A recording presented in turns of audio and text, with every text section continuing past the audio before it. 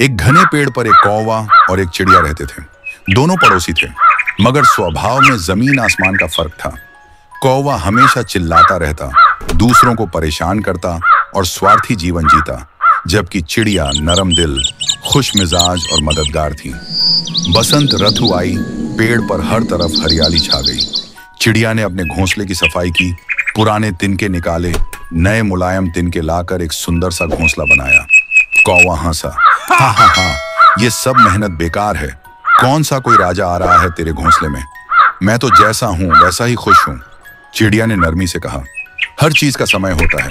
कल को अगर बारिश हुई या आंधी आई तो तेरा खुला घोंसला तुझे परेशान करेगा। कौवा कर्कश आवाज में बोलता हुआ उड़ गया। कुछ दिनों बाद मौसम बदला, आसमान पर काले बादल छा गए। एक दिन जोर की आंधी चली और फिर मूसलाधार बारिश होने लगी। पेड़ की पत्तियां हिलने लगी, टहनियां टूटने लगी।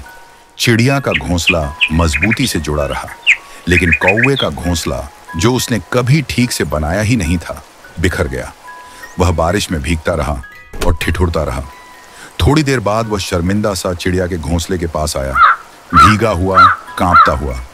चिड़िया ने उसे देखा और दया आ गई। कौवा भाई, आ जाओ, मेरे घोंसले में बैठ जाओ, यहाँ तुम सूखे और सुरक्षित रहोगे।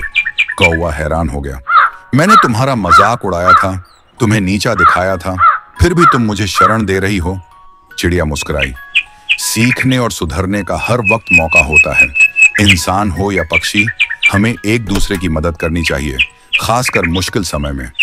कौवा बहुत प्रभावित हुआ और उस दिन के बाद उसने चिड़िया से सीखा कि दूसरों की इज्जत करना, समय पर तैयारी करना और विनम्रता अपनाना ही सच्ची अच्छाई है।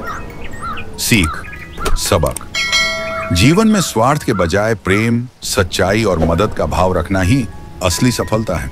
समय की कद्र करो और दूसरों को कभी छोटा मत समझो, क्योंकि समय सभी को सिखाता है। Subscribe to my channel.